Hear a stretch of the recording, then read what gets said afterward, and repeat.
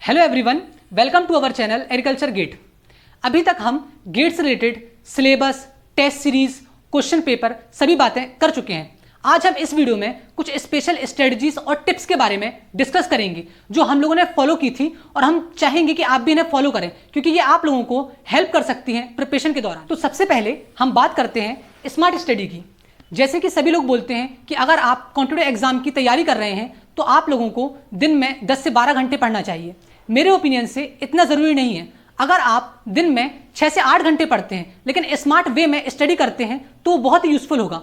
अगर आप 6 से 8 घंटे ही पढ़ रहे हैं लेकिन उस दौरान आप लोगों को सिर्फ पूरा फोकस पढ़ाई में ही करना है, जैसे कि कुछ लोग सोशल मीडिया से डिस्ट्रैक्ट हो जाते हैं या फिर मोबाइल फोन से डिस्ट्रैक्ट हो जाते हैं, अगर आप भी वैसा फील करते हैं तो आप उस पीरियड के लिए आप अपना मोबाइल फोन को साइड में रख सकते हैं। लेकिन बहुत सारे लोग मोबाइल फोन के साथ में या फिर सोशल मीडिया के साथ में इतना डिस्ट्रैक्ट नहीं होते हैं, तो आप उसके साथ में भी पढ़ाई कर सकते हैं। बस मेरा मेन कहना यह है कि आपने जितने भी घंटे डिसाइड किए हैं आपको उतने घंटे सिर्फ अपनी गेट प्रिपरेशन में ही देने होंगे। तो अब हम बात करते हैं सेकेंड पॉइंट, वर्चुअल कैलकुलेटर की। नॉर्मली क्या होता है, जब हम अपनी प्रिपरेशन करते हैं तो हम जो कैलकुलेटर यूज करते हैं वो साइंटिफिक कैलकुलेटर होता है और वही कैलकुलेटर हम अपने कॉलेजेस में भी यूज करते हैं। लेकिन गेट एग्जामिनेशन में आप लोगों को वर्चुअल कैलकुलेटर दिया जाएगा। अब मानिए अगर आप वर्चुअल कैलकुलेटर की प्रैक्टिस नहीं करते हैं और डायरेक्टली आप गेट एग्जामिनेशन का पेपर अटेम्प्ट करते हैं तो आपके पास ऑन एन एवरेज कम से कम 10 मिनट का फर्क पड़ेगा। अगर कोई बंदा वर्चुअल कैलकुलेटर की अच्छे से प्रैक्टिस करके आया है तो वो उसको पूरे 3 घंटे मिलेंगे, और अगर आपने प्रैक्टिस नहीं की है तो आपको 10 से 15 मिनट का फर्क पड़ेगा। पहला पॉइंट ये हो गया। दूसरे पॉइंट कि अगर आप इसकी प्रैक्टिस नहीं करेंगे तो आप वहां पे पैनिक कर जाएंगे। वैसे भी एग्जाम में बहुत प्रेशर होता है और ये कैलकुलेटर बिल्कुल ही अपोजिट वर्क करता है। अगर मानिए आप नॉर्मली sin 30 की वैल्यू निकालना चाहते हैं तो हम अपने कैलकुलेटर में sin 30 उसके बाद 1/2 आंसर लाते हैं, लेकिन उस कैलकुलेटर में जस्ट इसका अपोजिट वर्क करता है। आपको पहले 30 प्रेस करना होगा, फिर जब आप साइन लेंगे तब आपको 1/2 वैल्यू मिलेगी। इसकी पूरी डिटेल वीडियो हम बना चुके हैं, इसकी लिंक आपको डिस्क्रिप्शन बॉक्स में मिल जाएगी। आपको पता चल जाएगा कि आपको किस तरीके से इसे यूज करना है।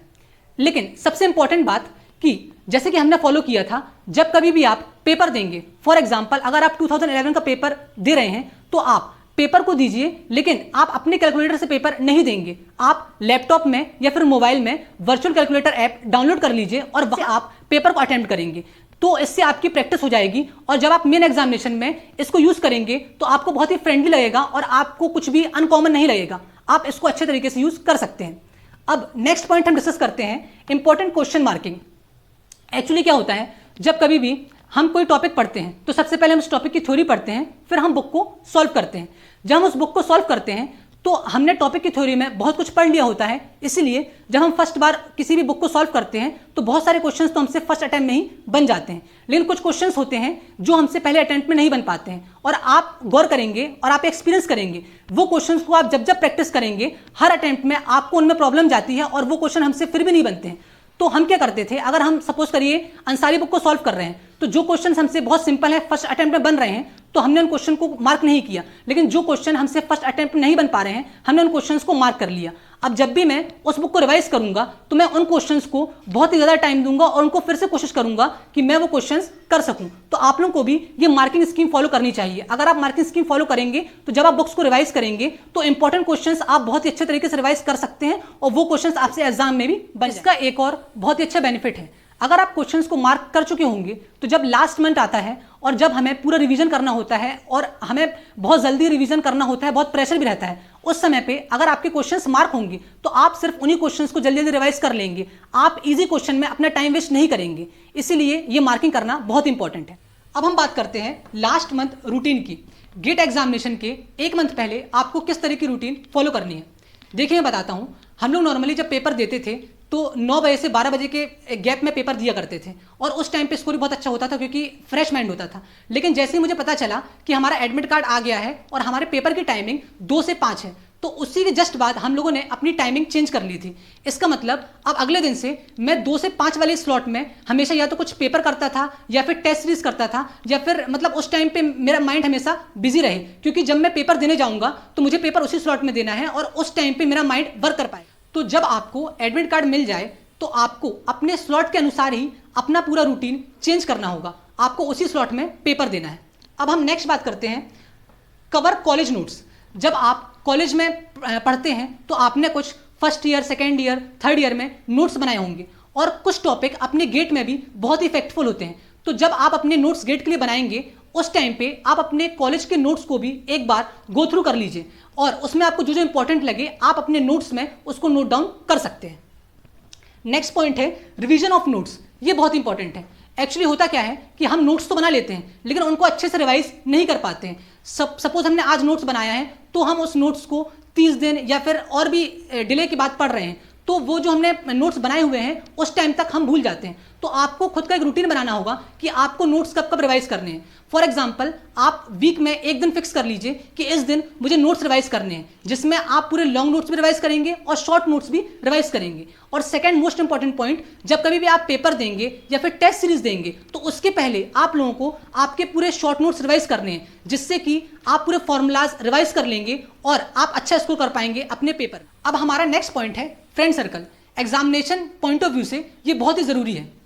अगर आप एक अच्छे फ्रेंड सर्कल में रहेंगे तो आपका एक अच्छा कंपटीशन बना रहता है। फॉर एग्जांपल अगर मैं एक बुक सॉल्व कर रहा हूं और मेरा एक फ्रेंड भी दूसरी बुक उसी बुक को सॉल्व कर रहा है तो अगर मैंने आज थोड़ा टाइम वेस्ट कर दिया और वो आगे बढ़ जाएगा तो आपको खुद ही फील आता है कि मैंने टाइम वेस्ट क्यों कर दिया और वो मेरा दोस्त आगे बढ़ गया है। सेकंड पॉइंट, आप जब प्रिपरेशन करेंगे तो आपको बहुत सारे डाउट्स आएंगे और आप वो डाउट्स अपने दोस्त से पूछ सकते हैं और आपका दोस्त भी आपसे कुछ डाउट पूछेगा तो आपको बहुत ही हेल्पफुल रहेगा, क्योंकि जब आप किसी का डाउट सॉल्व करते हैं तो वो क्वेश्चन आपके दिमाग में सेट हो जाता है और उसको भूलने की बहुत ही कम प्रोबेबिलिटी होती है। इसका एक बहुत ही इंपॉर्टेंट पॉइंट है, मान लीजिए आप प्रिपरेशन अकेले कर रहे हैं तो आप फिर दिन में जितना ही पढ़ेंगे आपको लगेगा आप सफिशिएंट पढ़ रहे हैं। आपके जो डाउट्स होंगे आप कोशिश करेंगे आप खुद सॉल्व कर लें, अगर वो सॉल्व नहीं होंगे तो आप उन्हें छोड़ते जाएंगे और अगर आप ऐसा करते गए तो लास्ट में क्या होगा, आपको लगेगा कि आप तैयारी बहुत अच्छी कर रहे हैं बट एक्चुअल में वो तैयारी आपकी अच्छी हो नहीं पाएगी। इसीलिए एक अच्छे फ्रेंड सर्कल का होना बहुत ही जरूरी है। अब हमारा नेक्स्ट पॉइंट है effective use of test series.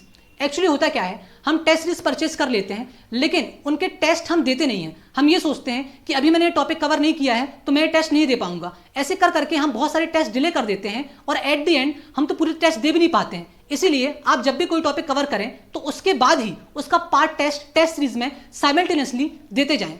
और एक और पॉइंट, जब आप फुल लेंथ टेस्ट देते हैं तो कई बार क्या होता है कि हमारे पूरे टॉपिक कवर नहीं होते हैं तो हम ये सोचते हैं कि हमने जितने टॉपिक कवर किए हैं, अगर हमने 3 या 4 टॉपिक कवर किए हैं तो हम सिर्फ उन्हीं के क्वेश्चन अटेम्प्ट करेंगे और फिर हम उस टेस्ट को बाकी छोड़ देंगे। ऐसा नहीं करना है। अगर आप फुल लेंथ टेस्ट दे रहे हैं तो आप उससे पहले पूरा रिविजन करिए, पूरे फुल लेंथ को रिवाइज करने के बाद ही इस टेस्ट को दें, तभी आप अच्छे से इसका यूज कर पाएंगे। हमारा लास्ट पॉइंट है ऑफ डे। एक्चुअली होता क्या है, जब हम प्रिपरेशन करते हैं तो हर दिन हमारी एफिशिएंसी अच्छी नहीं हो पाती है। बीच में एक आध दिन ऐसा आता है जब हमें लगता है कि आज हमारा मन नहीं लग पा रहा है, आज हम नहीं पढ़ पा रहे हैं, तो ठीक है, वो सबके साथ होता है। आप उस दिन थोड़ा रेस्ट कर सकते हैं। आप उस दिन आपकी जो हॉबीज हैं या फिर आप कहीं खेलने जा सकते हैं, घूमने जा सकते हैं, उस दिन आप अपने आप को रेस्ट दे सकते हैं। अगर आपका मन लगे बाद में तो आप उस दिन सिर्फ फॉर्मूला रिवाइज या फिर कुछ और कर लीजिए या फिर नहीं भी करिए। आप एक आध दिन ऐसा कर सकते हैं, जिससे क्या होगा, नेक्स्ट दिन आपकी फिर से एफिशिएंसी अच्छी हो जाएगी और नेक्स्ट दिन से आप फिर से अच्छे से पढ़ने लगेंगे। तो ये सभी हमारी स्ट्रेटजीज एंड टिप्स थी। मैंने पूरा कोशिश किया है कि मैं सभी चीज़ कवर कर सकूं। अगर आपको कुछ क्यूरीज या डाउट्स हो तो आप कमेंट सेक्शन में बोल सकते हैं। I hope this video will help you. Thank you.